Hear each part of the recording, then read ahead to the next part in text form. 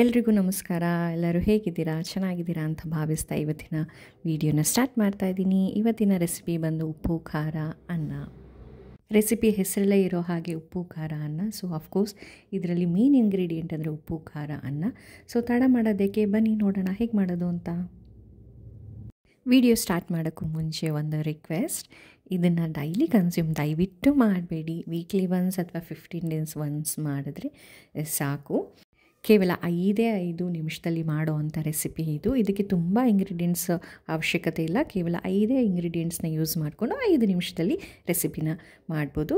ಈ recipe one time lunch recipe ಅಂತಲೇ ಹೇಳ್ಬೋದು. ಅಥವಾ ನೀವೆಲ್ಲೋ ಟ್ರಾವೆಲ್ ಮಾಡಿರ್ತೀರ, ಮನೆಗೆ ಬಂದಿರುತ್ತೆ, ಸುಸ್ತಾಗಿರುತ್ತೆ, ಟಯರ್ಡ್ ಆಗಿರುತ್ತೆ, ಮಾಡೋದಕ್ಕೆ ಸ್ಟ್ರೆಂತ್ ಇರೋದಿಲ್ಲ, ಆಚೆಯಿಂದ ಫುಡ್ ತಗೊಳ್ಳದೇ ಇರೋರು ಅಥವಾ ಸಿಗದೇ ಇರೋ ಟೈಮಲ್ಲಿ ಇನ್ಸ್ಟೆಂಟಾಗಿ 5 ಮಿನಿಟ್ಸಲ್ಲಿ ಮಾಡೋ ಅಂಥ ರೆಸಿಪಿ ಇದು. ಬನ್ನಿ ಫಟಾಫಟ್ ಅಂತ ವಿಡಿಯೋ ಸ್ಟಾರ್ಟ್ ಮಾಡೋಣ.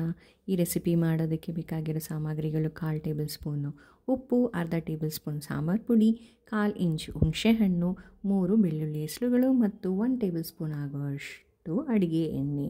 ಸೊ ನಾನಿಲ್ಲಿ ಗ್ರೌಂಡ್ನಟ್ ಆಯಿಲ್ನ ತೊಗೊಂಡಿದ್ದೀನಿ.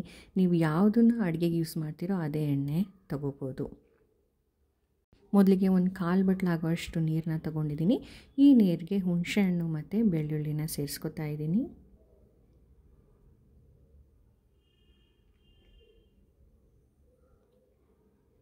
ಸೊ ಇವೆರಡೂ ಕಂಪ್ಲೀಟಾಗಿ ಸ್ಮ್ಯಾಶ್ ಮಾಡಬೇಕು. ನನ್ನ ಹತ್ರ ಇರೋ ಕುಟಾಣಿ ತೊಗೊಂಡು ಇದನ್ನು ಚೆನ್ನಾಗಿ ಜಜ್ತಾ ಇದ್ದೀನಿ. ಆ್ಯಂಡ್ ಇದರಲ್ಲಿರೋ ರಸ ಎಲ್ಲ ನೀರು ಜೊತೆ ಬಿಟ್ಕೊಂಬಿಡಬೇಕು. ಅಲ್ಲಿ ತನಕ ಕಂಪ್ಲೀಟಾಗಿ ಸ್ಮ್ಯಾಶ್ ಮಾಡ್ತಾನೇ ಇರಬೇಕು. ಸೊ ನಿಮಗೆ ಗೊತ್ತಾಗುತ್ತೆ ಕಂಪ್ಲೀಟಾಗಿ ಯಾವಾಗ ಸ್ಮ್ಯಾಶ್ ಆಗಿದೆ ಅಂತ. ಅಲ್ಲಿ ತನಕ ನೀವು ಸ್ಮ್ಯಾಶ್ ಮಾಡ್ಕೊತಾನೆ ಇರಬೇಕಾಗತ್ತೆ. ಸೊ ವಿಡಿಯೋದಲ್ಲಿ ನೋಡ್ತಾ ಇರ್ಬೋದು ನಾನು ಎಷ್ಟು ತನಕ ಸ್ಮ್ಯಾಶ್ ಮಾಡ್ತಾಯಿದ್ದೀನಿ ಅಂತ. ಸೊ ಕಂಪ್ಲೀಟ್ ಅದು ಹುಣಸೆಹಣ್ಣು ಮತ್ತು ಬೆಳ್ಳುಳ್ಳಿ ರಸ ಬಿಡೋ ತನಕನೂ ಇದನ್ನು ಸ್ಮ್ಯಾಶ್ ಮಾಡ್ಕೋಬೇಕಾಗತ್ತೆ. ಇದು ಸ್ಮ್ಯಾಶ್ ಮಾಡಿದ್ಮೇಲೆ ಬೆಳ್ಳುಳ್ಳಿ ಇಷ್ಟಪಡೋರು ಇದನ್ನು ಹಾಗೆ ಇಟ್ಕೊಬೋದು, ಇಲ್ಲ ಅಂತಂದರೆ ಇದನ್ನು ಶೋಧಿಸ್ಕೋಬೇಕಾಗತ್ತೆ. ನೋಡಿ ಇಷ್ಟಾಗಿದೆ. ಸೊ ಇಷ್ಟು ಸಾಕಾಗಿದೆ. ಕಂಪ್ಲೀಟಾಗಿ ಸ್ಮ್ಯಾಶ್ ಆಗಿದೆ. ಫುಲ್ ರಸ ಎಲ್ಲ ಬಿಟ್ಟಿದೆ ನೀರಲ್ಲಿ. ಈ ಟೈಮಲ್ಲಿ ನಾನು ಇದನ್ನು ಶೋಧಿಸ್ಕೊತಾ ಇದ್ದೀನಿ. ಬರೀ ನೀರನ್ನು ಎತ್ತಿಟ್ಕೊತಾ ಇದ್ದೀನಿ. ಸೊ ನೋಡಿ ಒಂದು 1/4 ಬಟ್ಲಾಗುವಷ್ಟು ನೀರಿದೆ. ಇದು ಬಂದು ಹುಣಸೆ ಹಣ್ಣಿನ ರಸ ಮತ್ತು ಬೆಳ್ಳುಳ್ಳಿ ರಸ ಈ ನೀರಲ್ಲಿ ಮಿಕ್ಸ್ ಆಗಿದೆ. ಸೊ ಇದಕ್ಕೆ ನಾನು ಏನು ಮಾಡ್ತಾಯಿದ್ದೀನಿ, ನಾನು ಹೇಳಿದ ಹಾಗೆ ಅರ್ಧ ಟೇಬಲ್ ಸ್ಪೂನ್ ಸಾಂಬಾರು ಪುಡಿ ತೊಗೊಂಡಿದ್ನಲ್ಲ ಅದನ್ನು ಮಿಕ್ಸ್ ಮಾಡ್ತಾಯಿದ್ದೀನಿ. ಇದ್ರ ಜೊತೆಗೆ 1/4 ಟೇಬಲ್ ಸ್ಪೂನ್ ಉಪ್ಪನ್ನ ಮಿಕ್ಸ್ ಮಾಡ್ತಾಯಿದ್ದೀನಿ. ಇದನ್ನು ಚೆನ್ನಾಗಿ ಮಿಕ್ಸ್ ಮಾಡ್ಕೋಬೇಕಾಗತ್ತೆ. ಗಂಟು ಇಲ್ಲದೆ ಇರೋ ಥರ ಚೆನ್ನಾಗಿ ಮಿಕ್ಸ್ ಮಾಡ್ಕೋಬೇಕಾಗತ್ತೆ. ಸ್ವಲ್ಪನೂ ಗಂಟು ಬರದೇ ಇರೋ ಥರ ನೀಟಾಗಿ ಮಿಕ್ಸ್ ಮಾಡ್ಕೊಂಡ್ರೆ ಸಾಕು. ಕನ್ಸಿಸ್ಟೆನ್ಸಿ ಇಷ್ಟಿದ್ರೆ ಸಾಕು. ತುಂಬ ತಿಕ್ಕಬೇಕು ಅಂತಂದರೆ ನೀವು ಹುಣಸೆ ಹಣ್ಣನ್ನು ಜಾಸ್ತಿ ಯೂಸ್ ಮಾಡಬೇಕಾಗತ್ತೆ. ಹುಳಿ ಬಯಸೋರು ಹುಣಸೆ ಹಣ್ಣು ಜಾಸ್ತಿ ಯೂಸ್ ಮಾಡ್ಬೋದು. ನನಗೆ ಇಲ್ಲಿ ಹುಳಿ ಅಷ್ಟು ಬೇಕಾಗಿಲ್ಲ, ಅದಕ್ಕೆ ಸ್ವಲ್ಪ ಹಾಕ್ಕೊಂಡು ಈ ತಿಕ್ನೆಸ್ನ ಮೇಂಟೈನ್ ಮಾಡ್ತಾಯಿದ್ದೀನಿ. ಹದ ನೋಡ್ತಾ ಇರ್ಬೋದು, ನೋಡಿ ಇಷ್ಟಿದ್ರೂ ಸಾಕಾಗುತ್ತೆ. ಯಾವುದೇ ಥರ ಗಂಟಿಲ್ದಿರೋ ಥರ ಮಿಕ್ಸ್ ಮಾಡ್ಕೊಂಡ ನಂತರ 1 ಟೇಬಲ್ ಸ್ಪೂನ್ ಆಗೋವಷ್ಟು ಅಡುಗೆ ಎಣ್ಣೆನ ಮಿಕ್ಸ್ ಮಾಡ್ತಾಯಿದ್ದೀನಿ. ಸೊ ಇದು ಮಿಕ್ಸ್ ಮಾಡಿಕೊಂಡ್ರೆ ಈ ರೆಸಿಪಿ ರೆಡಿ ಆಗುತ್ತೆ. ನೀಟಾಗಿ ಮಿಕ್ಸ್ ಆಗಬೇಕು. ಉಪ್ಪು, ಖಾರ, ಹುಣಸೆಹಣ್ಣು ರಸ, ಬೆಳ್ಳುಳ್ಳಿ ಜೊತೆ ಆ ಎಣ್ಣೆ ಹೊಂದ್ಕೋಬೇಕು. ಅಲ್ಲಿ ತನಕ ಒಂದು ಚೆನ್ನಾಗಿ ಮಿಕ್ಸ್ ಕೊಡಬೇಕು. ಸೊ ಇವಾಗ ಇದು ಮಿಕ್ಸ್ ಆಗಿದೆ.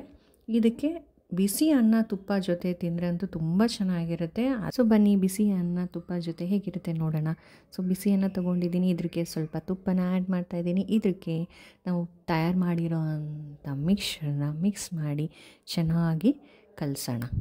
ಓಕೆ, ಸೊ ಇದು ಅಷ್ಟೇ, ನಿಮ್ಗೆ ಎಷ್ಟು ಬೇಕೋ ಅಷ್ಟೇ ಹಾಕ್ಕೋಬೇಕಾಗತ್ತೆ. ತುಂಬ ಜಾಸ್ತಿನೂ ಹಾಕ್ಕೊಬೇಡಿ, ಇದು ಖಾರ ಇರುತ್ತೆ. ಸೊ ನಿಮ್ಗೆ ಎಷ್ಟು ಬೇಕಾಗುತ್ತೋ ಅಷ್ಟೇ ಸ್ವಲ್ಪ ಹಾಕ್ಕೊಂಡು ಮಿಕ್ಸ್ ಮಾಡಿಕೊಂಡು ಆಮೇಲೆ ನಿಮ್ಗೆ ಎಷ್ಟಾಗುತ್ತೋ ನಿಮಗೆ ಬೇಕು ಅನಿಸಿದ್ರೆ ನೀವು ಜಾಸ್ತಿ ಮಿಕ್ಸ್ ಮಾಡ್ಕೊಬೋದು. ಸ್ಪೂನಲ್ಲಿ ಕಲಿಸೋದಕ್ಕಿಂತ ಕೈಯಲ್ಲಿ ಮಿಕ್ಸ್ ಮಾಡಿಕೊಂಡು ತಿಂತಾಯಿದ್ರೆ ಅದರ ರುಚಿನೇ ಜಾಸ್ತಿ ಇರುತ್ತೆ. ಸೊ ನೋಡಿ ನಾನು ಕೈ ಯೂಸ್ ಮಾಡಿಕೊಂಡು ಅದನ್ನು ಮಿಕ್ಸ್ಚರ್ ಗೊತ್ತಾಗುತ್ತೆ ನನಗೆ ಎಷ್ಟು ಬೇಕು ಹದ ಅನ್ನೋದು ಇವಾಗಲೇ ಗೊತ್ತಾಗುತ್ತೆ. ಸ್ವಲ್ಪ ಜಾಸ್ತಿ ಬೇಕು ಅಂದರೆ ಇನ್ನೊಂದು ಸ್ವಲ್ಪ ಮಿಕ್ಸ್ ಮಾಡ್ಕೊಬೋದು, ಇಲ್ಲ ಅಂತಂದರೆ ಇಷ್ಟೇ ಸಾಕು. ನನಗೆ ಎಷ್ಟು ಸಾಕಾಗಿತ್ತು ಅದಕ್ಕೆ ಇಷ್ಟೇ ಯೂಸ್ ಮಾಡಿಕೊಂಡು ಇದನ್ನು ಮಾಡಿಕೊಂಡು ಕಲಿಸ್ತಾ ಇದ್ದೀನಿ. ಆ ಟೆಕ್ಸ್ಚರ್ ನೋಡ್ತಾ ಇರ್ಬೋದು.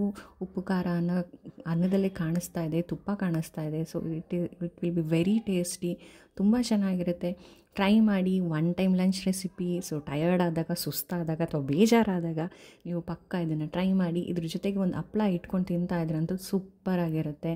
ಒಂದು ಸತಿ ಟ್ರೈ ಮಾಡಿ. And once again I am requesting you, ಇದನ್ನು ಡೈಲಿ ದಯವಿಟ್ಟು ಕನ್ಸ್ಯೂಮ್ ಮಾಡಬೇಡಿ. ವಾರಕ್ಕೊಂದು ಸತಿನೋ ಅಥವಾ 15 ದಿವಸಕ್ಕೊಂದು ಸತಿನೋ ನಿಮ್ಮ ಕನ್ವೀನಿಯೆಂಟ್, ಬಟ್ ದಯವಿಟ್ಟು ಡೈಲಿ ಕನ್ಸ್ಯೂಮ್ ಮಾಡಬೇಡಿ.